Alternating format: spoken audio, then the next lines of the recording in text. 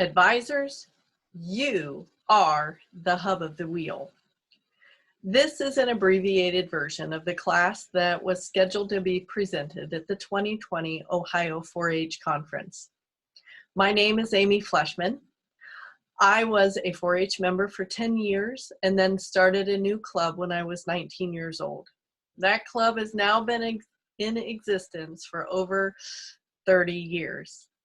I'm a lifelong learner who enjoys discovering more about improving all facets of ourselves and often the science behind it. I love to invest in our youth through the time-tested Positive Youth Development Organization of 4-H. Now, let's get down to business. I am going to share a screen with you.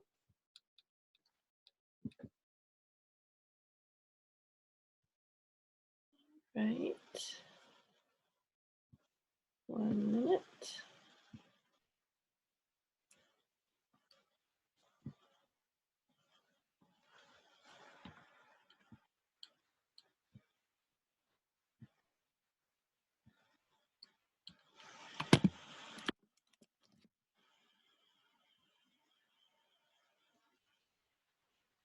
So advisors, you are the hub of the wheel. Just look, the main spokes are the 4-H members, the 4-H educator, and the parents. And then we add those red spokes of project questions, 4-H online, and club communication. The blue spokes include sharing county opportunities, working on the fair booth, and helping members prepare for 4-H project evaluations. And you might even have in your wheel yellow spokes to add to your input, including possibly a 4-H program assistant, passing along fair information to your members, and not to mention state 4-H information and opportunities. Phew, that's a lot of information coming in that you need to process and then send back out. You have a tough job. Regardless of if you are a newer volunteer who is still trying to navigate all of this, or a seasoned veteran who knows the challenges of being the hub, it is clear to see that the pressure of the outer part of the wheel come to that central circle called the hub. It can be a stressful place to be. I think it's important to take a moment and pause to rate yourself. Take an honest look and see how you currently feel about being an advisor. On a scale of 1 to 10, 10 being super excited and 1 meaning you have 1 foot out the door, how would you rate your attitude of being an advisor right now?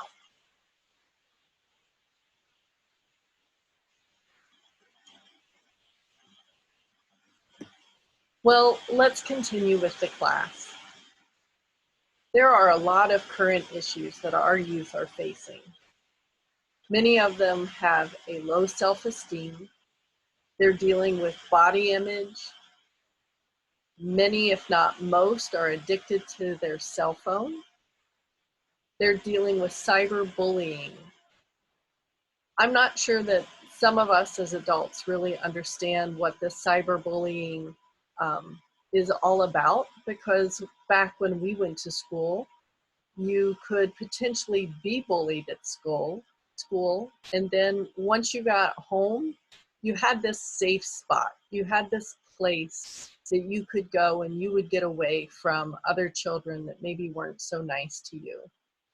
But now with cyberbullying, if they have access to social media at home or in the car when they're on their phone or other media like that, they can be reading information all the time about somebody who is just not saying nice things about them.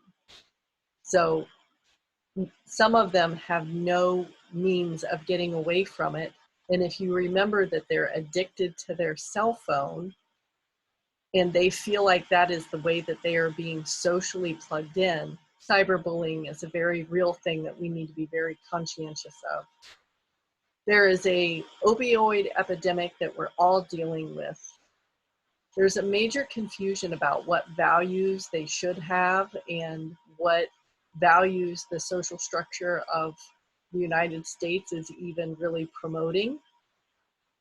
There's a real loss of boredom, meaning our kids rarely use the words "I'm bored" because they're constantly being entertained by either television, media is constantly at their fingertips. No longer do they have to wait for a show to come on. They can just binge watch. They can watch shows at any given time of day due to all of the trends of getting on with different forms of the Fire Stick, and we don't have all those things at my house, but I know that there's cable and all those other means of getting information into your home. So the bottom line is some of our kids just don't understand what it is to be bored. And sometimes with a loss of boredom comes a loss of creativity. We also have our kids facing a major mental health crisis. And I'd like to partner that with a lack of nutrition. Some would argue that often those are two separate problems, but science is showing more and more that by having a lack of nutrition, that often it does result in problems with mental health. Yes, sometimes those are two separate issues, but often we should be looking at those two things and seeing from a whole body approach if improving what they eat could also help with mental health issues that may be going on. So that's a lot that our youth are facing, and that's just a glimpse. But let's look, what is the goal of 4-H? The goal of 4-H is to develop citizenship, leadership, responsibility, and life skills in youth through experiential learning programs and a positive youth development approach. That sounds like a great solution to a lot of the problems that we talked about above. But what happens, advisors? What happens to us? Well, sometimes we can get a little bit derailed. We just went through our wheel and how much information we have to process and get back out there. And sometimes we might get our focus just a little bit off base from where we should be. And I think it's really important that we all take some time every once in a while to self-evaluate and see where we are and see maybe where we can improve, because the 4-H motto of to make the best better, we should be demonstrating that from year to year in our own personal life. The beauty about this being a recording is you can stop. You can stop me at any moment and read what's on the screen. And so I would encourage you to really look at the small statement at the bottom that is all about volunteers and how they help make 4-H possible. That was taken out of the Ohio 4-H volunteer notebook. So I created an acronym, and advisors, you are the key of success for the 4-H program. And in order to be an active advisor, the very first letter in the word active, I chose the word active. Why? Because I have seen so many advisors that aren't necessarily engaged. They maybe are the ones that are on the outskirts, that are just a little bit more comfortable observing and maybe just feel like they're a bench warmer. They're not quite ready to jump in with 2 feet.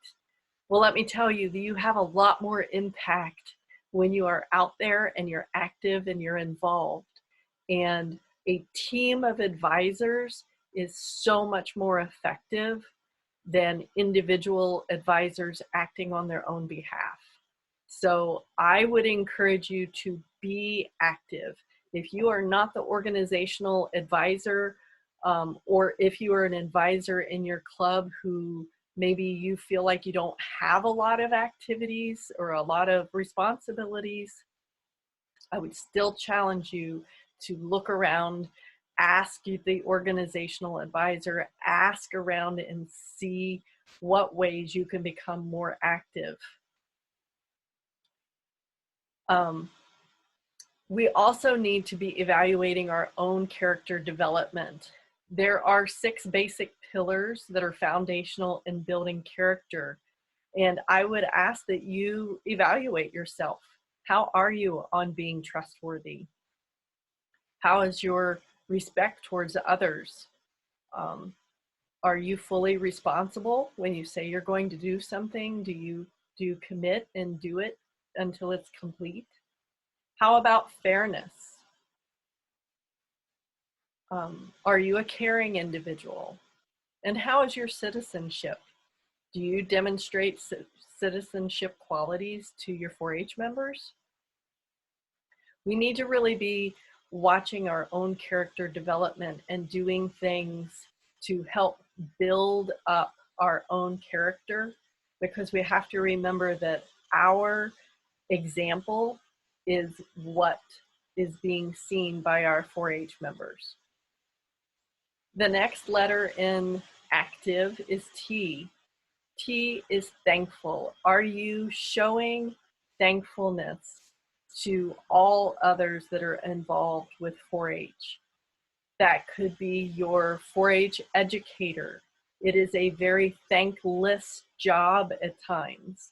They are often the individuals who hear all the criticisms and very little gratitude expressed towards what it is that they do on a day-to-day basis. I would challenge you to take to your club an activity where they are all writing thank you notes to the 4-H educator or to your extension office or to your senior Fairboard or anyone that is making an impact in such a way to the youth and to your club that we're teaching that thankfulness. And it may start with you by reaching out and telling a parent how thankful you are that they come to club meetings and help you behind the scenes. We just need to be demonstrating what it is that show that we are an active advisor. How is your integrity? Integrity is doing the right thing when nobody's looking. It is making choices that you can go to sleep knowing that your conscience is clean.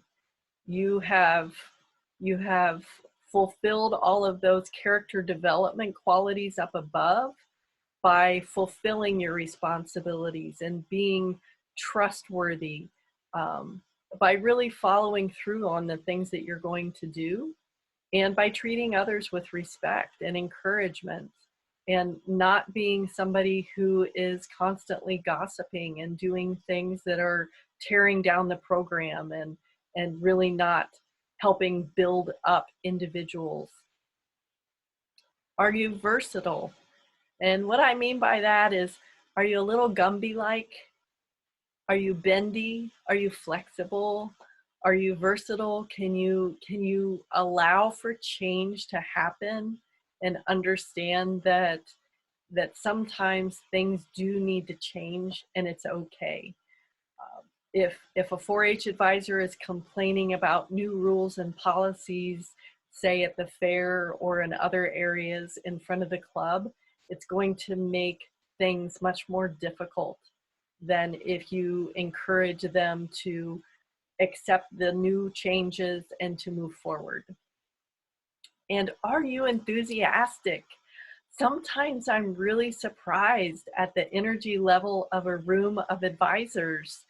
I would love to see just this room, this sea of enthusiasm, but often it feels as though the energy has been drained. And I think a lot of that has to do with going back to that being derailed. Sometimes we we get a little zapped, we get really tired, we get worn out, we see all the negative things in it, and it pulls us down. And we're going to talk about some ways to handle stress and to handle maybe creating things, working towards making things a little bit more organized that will give you the confidence to move forward and to be a little bit more enthusiastic. At a recent meeting, I heard the comparison of being childish compared to being childlike. And although I wouldn't want you to be childish in your behavior, so that means that we as adults, we need to be showing maturity, we can still be childlike in the way that we do things. And that means that we're willing to play along, we're willing to demonstrate, get in there, play games with our members, play games with our adults that come to the meetings. Some of the best meetings we've had in our club have been when the members are overdoing a game, and we get all the parents together and we do a game together. That has really built up our community within our club. And I would encourage you to take time to be enthusiastic in different ways. At this point, I would ask you to do a little reflection. Think about these questions. Whose voices do the members hear most during the 4-H meeting? What I mean by that is it kind of leads into the next question. Are members encouraged to lead, or is it adult-led? This is a youth organization where we are supposed to be setting our members up to lead. And if they are attending meetings where the advisors are leading almost everything, we are missing out on opportunity for these kids to learn by doing. Do your members have value? Do they see the value in attending their club meetings? Or do they just attend just so they can check the box and say that they had been there? Like when they're driving home, can they think about it and say, gosh, I'm so glad I went to that meeting? There should be a variety of things that you're doing at that club meeting. So even if they don't care for one section or some portion of it, the overall value of the meeting should resonate with each one of your members. Again, at what cost do we sacrifice the goal of making leaders for our own pride? Sure, it will almost always be faster to do it yourself, whatever it is. But how does that prepare the youth for success in the future?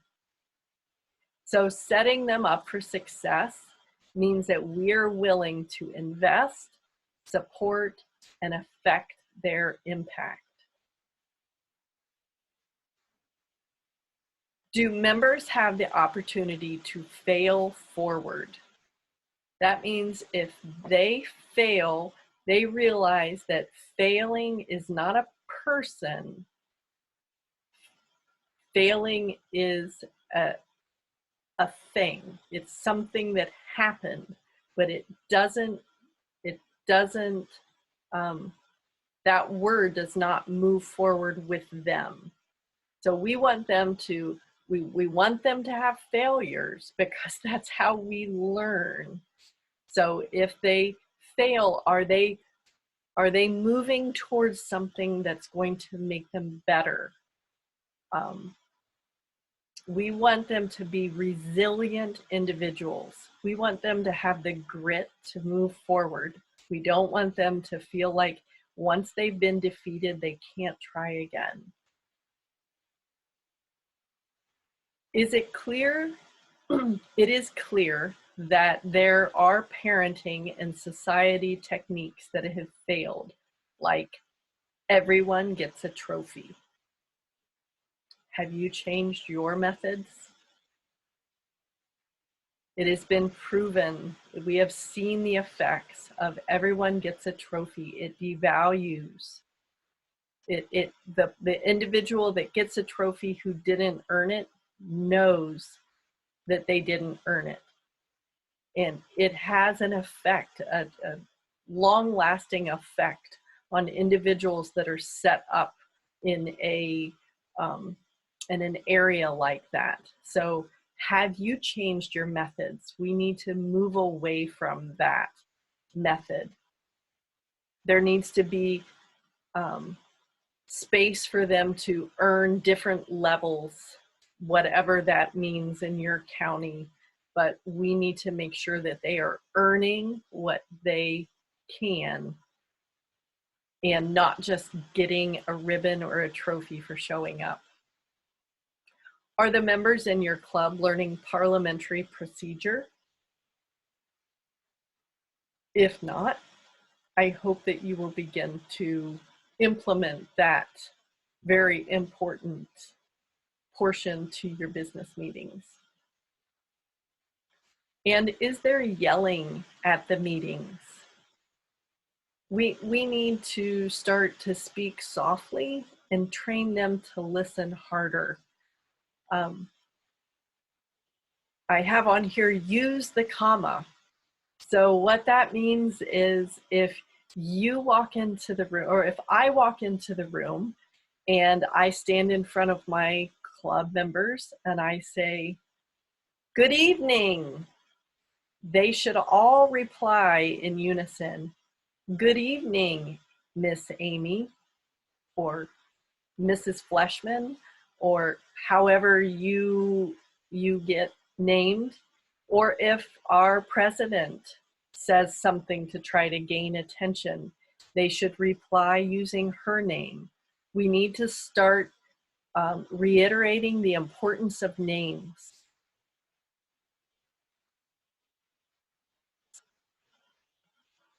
So quickly, I'm going to go over these because, again, the beauty of this being a video is you can stop the speaking at any time and read over these on a more thorough basis. But these are all things that you can use for your advisor toolbox. So websites that can help with some basic activities if you're struggling with trying to come up with some ideas. Some ways to be able to have club communication. Do you need to stay home and have a meeting? Currently, while this is being recorded, that is a very strong reality that we're having, and we actually had a very successful club meeting last night that we held on Zoom. And our members, we have over 40 members. People were able to get on. We were able to have a very good, positive, impactful meeting where people participated. Everybody got to use the microphone. And in a couple weeks, we're going to do half of our club giving a demonstration from their home. And then the following week, the other half is going to give a demonstration. So we're just getting creative. We did a song. There's a lot that you can still do if you have to stay home and have a meeting. And then just a couple of time saver tips. I am all in favor of trying to figure out how to work smarter rather than harder all the time. You can use things that I have listed here to in order to help you plan valuable and efficient meetings. I strongly recommend that you are planning your meetings in advance. At the end of this video, I will show you a sample of a year-long plan that is created at the beginning of the year, and we know each month what it is that we plan to do, and that's based off of our members' input of what kind of guest speakers they would like to have, what kind of field trips they would like to go on, And it is tailored to that, along with meeting our county's minimum club requirement and our honor club requirement, because we strive to be an honor club in our group, just because we have realized that that helps us have enough diversity at different meetings throughout the year. So I would just challenge you to really plan ahead. It helps you get a lot more packed into the 4-H year. And don't forget to have fun. We need to make sure that we're packing our meetings full of fun. There are a few online tools that I have mentioned there that are very easy to use and that are free, because I like free. I think that there are a lot of things online that work very well, that if we learn how to use them, they are time savers. And I have a little thing mentioned here about club budget.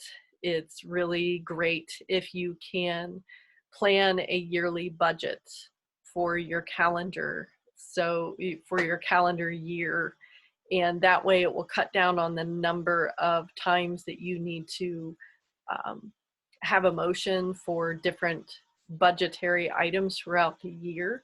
It doesn't completely eliminate it, but it does help speed up your meetings, because even though the meeting portion of your 4-H meeting, your business meeting, should be minimal compared to the time that you get together, that this other stuff that we fill our time with should be educational and fun and be the things that are bringing our kids back.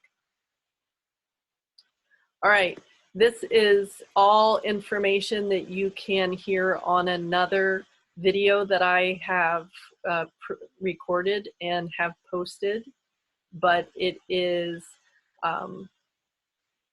things I would like to know that my 4-H educator is thinking.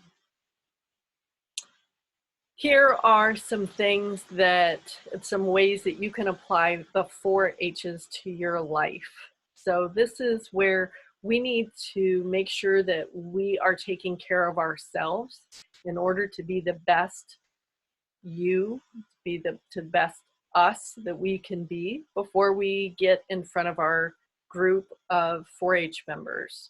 A lot of times when we get really zapped individually, it shows when we get to our 4-H club. So let's take care of ourselves.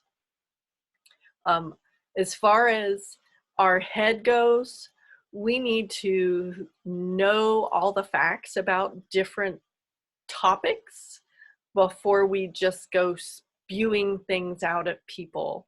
I have been surprised at the amount of damage that has been done by people who don't know all the facts and get together with other 4-H advisors or go to their 4-H educator and just start spewing things out before they know all the facts. So we have to use our head.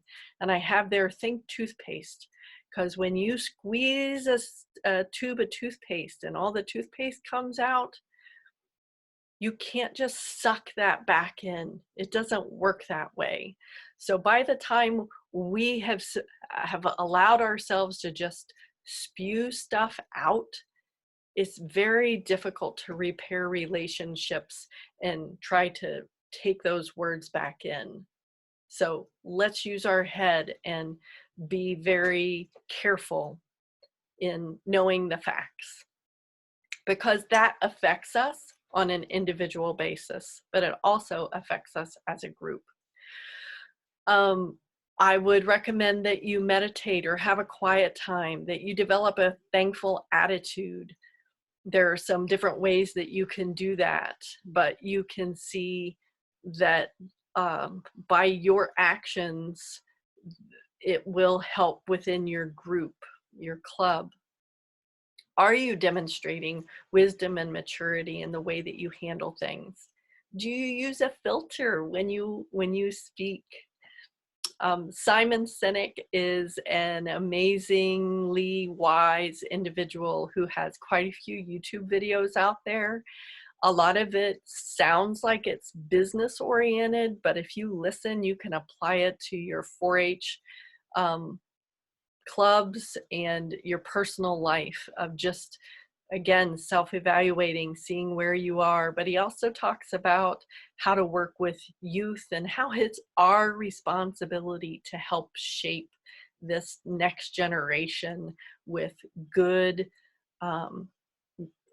a good foundation of how to move forward. When we use our heart, we have to realize that we have to control our emotions. Sometimes our emotions and our thoughts get the better of us. And rather than reacting based off of the way that we feel, often we should be asking questions and saying, you know, when this happened, I was just wondering if you could tell me the history behind that, or why this policy has been put into place, or how this person got selected for that award. If you ask questions, that will help your emotions know which way to go, and hopefully you can help control your emotions by getting more facts ahead of time. We have to remember that the bitterness actually affects our brain and our body health. So if you find yourself turning into a very bitter individual who all they do is they just process all the negative all day long, you're just feeling as though everything is never going the right way. We need to stop. Take your thoughts captive and start putting more truth in there about the positive things that are going on, because there are always positive things happening. It's what it is that we choose to think on. There's a book called Boundaries. If you have a really hard time setting up boundaries, social boundaries, family boundaries, just if you feel like you're just kind of this wave on the ocean that just keeps getting blown around and you need to help develop some boundaries to give your life some more direction, I would recommend that you read a book such as this. We need to use our hands to send notes, to be thankful, like we spoke on earlier. When we send a note, not only does that help us develop a thankful attitude, but the person on the other end, you've just really touched them in such a way that they will now hopefully have a ripple effect and be more thankful towards someone else. We need to be giving high fives or fist bumps or doing things that encourage one another, and we need to use them to praise other people, like, great job, I'm so glad you did that, you know. And on an individual basis, how are you with your exercise? Are you taking care of your health?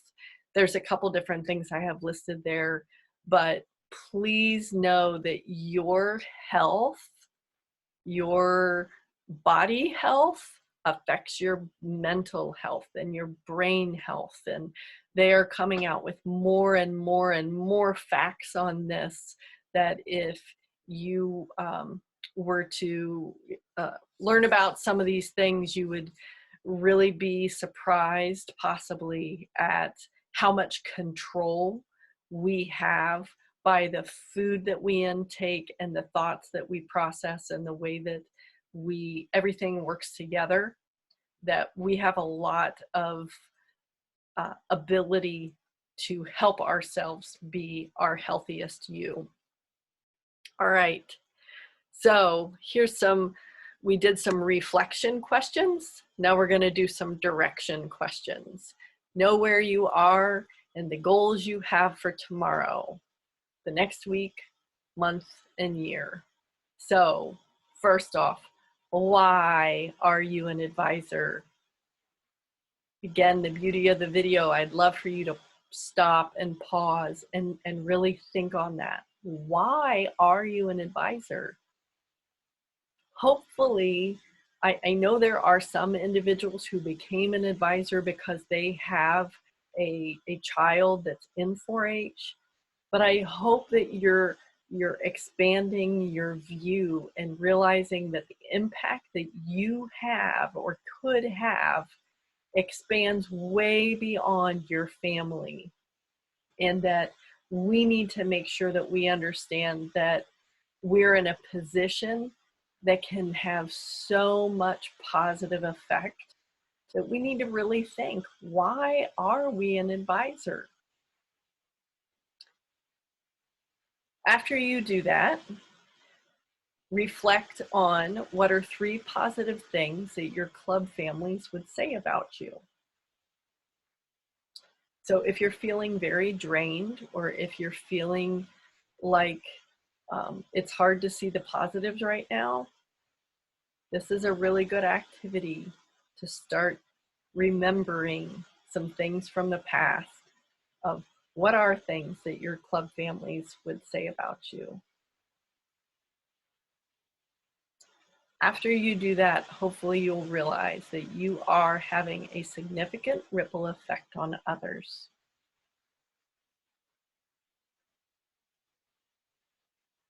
The question is, are you having the impact that you had hoped? I know there was a time for me when I felt like I was doing so much as an advisor. I was busy. I was very busy, but I was getting very drained. And as I looked over myself as far as what I was doing, why I was doing it, and what I was doing, I really needed to do some self-evaluation and realize that maybe I needed to change some of the ways I was doing things and some of the attitude that I was putting forth. And it really had a huge impact on my following 4-H years, by setting goals, by creating a calendar, by being much more intentional. There was so much more that I was able to offer the members and the families that I worked with because I had taken some time for myself. So after you've thought about the things that we've done today, I'd like for you to kind of reevaluate yourself.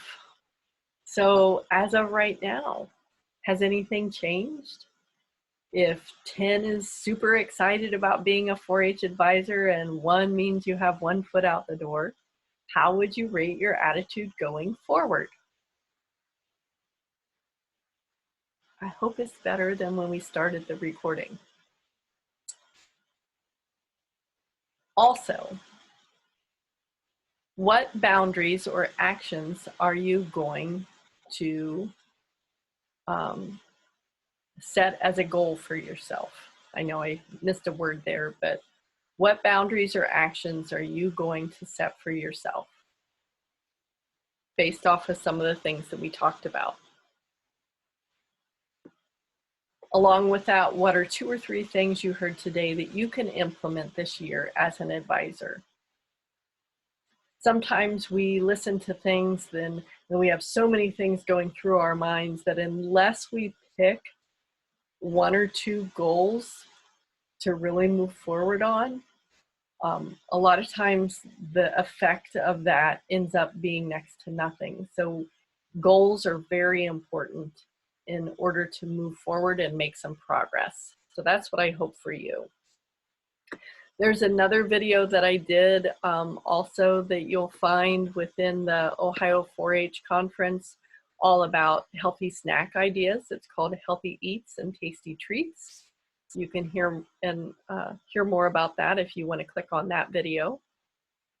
This is a portion of a 4-H club yearly calendar with details, and we had posted this on a Google Drive so every family in our club could see this. I took some of the names and some of the specifics out that we normally would have just so you could get some of a feel for what it is that we do in our yearly planning. And this just shows you through June. We still had July and August, but this gives you a pretty good overview of some of the things that we did to plan our year. And this is a good place to just kind of stop and think about how a few stories of previous 4-H members and their memories about their 4-H advisors had a real impact. And we need to think frequently about our position, and that we are pouring in to some young people in order to make a difference on their lives, to give them the tools and training they need to be successful adults.